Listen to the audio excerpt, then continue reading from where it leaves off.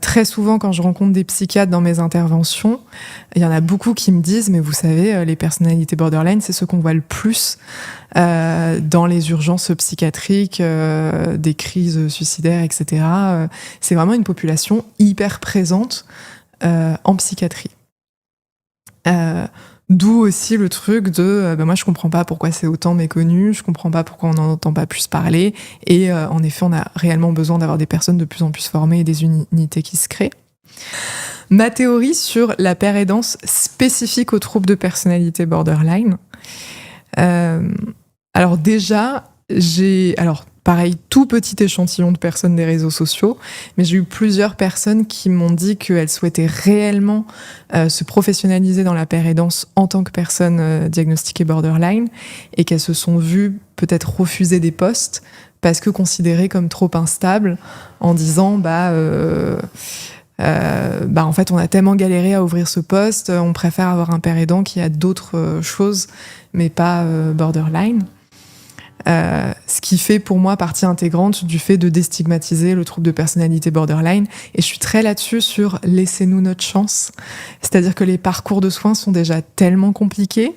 Pour moi, c'est d'autant plus important d'avoir des pairs aidants sur le trouble de personnalité borderline. Déjà pour de temps en temps certaines équipes de soins qui peuvent être réfractaires à l'idée d'accueillir ce type de population. En fait, vous mettez un pair aidant borderline, déjà je pense que ça permet de faire toute la déstigmatisation, et puis aussi de faire ce rôle de médiateur, etc. au sein des équipes soignantes. Et de l'autre, là aussi, si je prends mon exemple personnel, moi j'ai vécu plusieurs hospitalisations en psychiatrie, et j'étais un peu dans un rapport de force et de dualité vis-à-vis des équipes de soignantes, vis-à-vis du passif que j'avais aussi.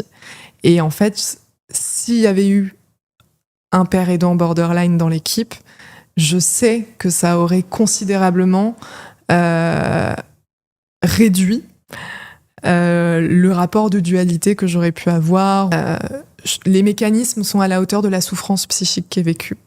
C'est-à-dire que moi, en tant que patiente, j'étais très sur ce truc, ok, peut-être que je suis dure, mais en fait, ça me coûte tellement ma santé mentale de m'investir là-dedans, il faut que ça fonctionne et il faut que ça marche. Je trouve que ça résout quand même énormément de problématiques qu'on peut voir vis-à-vis des équipes de soignantes qui vont possiblement être moins réfractaires à l'idée d'accueillir ce type de population, et vis-à-vis des personnes, des usagers de la psychiatrie qui peuvent être plus en confiance dans un cadre hospitalier.